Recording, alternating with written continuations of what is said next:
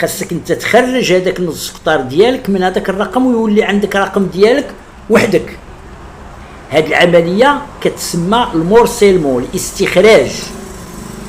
كيفاش كتتم هذه العمليه؟ هذه العمليه كتتم اول حاجه بعد خاص موافقه هادو كاملين اللي معك في هذاك التيتر. كانوا 5 كانوا 6 كانوا 40، خاص الموافقه ديالهم كاملين. واحد الا ما وافقش عكس ما يمكنش دير عمليه الاستخراج، بقيتو تما. غير الا عكس غير واحد.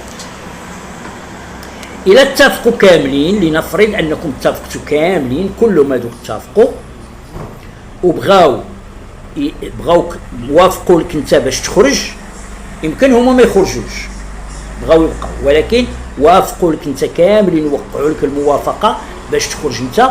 كيوقعوا لك وكتمشي عند مهندس طوبوغرافي. المهندس الطوبوغرافي كيخرج لعين المكان وكيعبر هذاك الثلاثه القطار كلها، وكيعبر ديك 5000 متر ديالك انت، نص قطار ديالك انت وحدها، وكيدير واحد الملف تقني باش كيخرج هذاك نص قطار ديالك. وهذاك الملف التقني كيتدفع للمحافظه. راه دابا داك الشيء ولا عبر الانترنت بالسيت ديالهم، والوكاله الحضريه كذلك، وكتجي الموافقه وكيوافقوا وكيتدفع المحافظه، والمحافظه حتى هي كتوافق وكيخرج لك التيتر ديالك، وكتولي عندك التيتر ديالك وحدك، تصرف في بلادك وحدك كيف ما بغيتي. هذه في حاله الا وافقوا لك. ارى لي دابا في حاله الا ما وافقوش ولا شي واحد ما وافقش، اشنو الحل؟ وانت بغيتي تخرج ديك القطعه ديالك وحدك. الحل هو تمشي للمحكمه ودير واحد الدعوه سميتها دعوه الخروج من الشياع، وتقدر ديرها استعجاليه.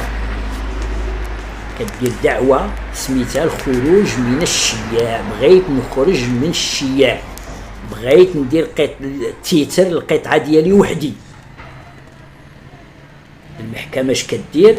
كتخرج لك خبير طوبوغراف، مهندس طوبوغرافي خبير هو اللي كتكون كتعتمدو المحكمه، كتكون المحكمه عاطيه الحق باش يدير الخبره.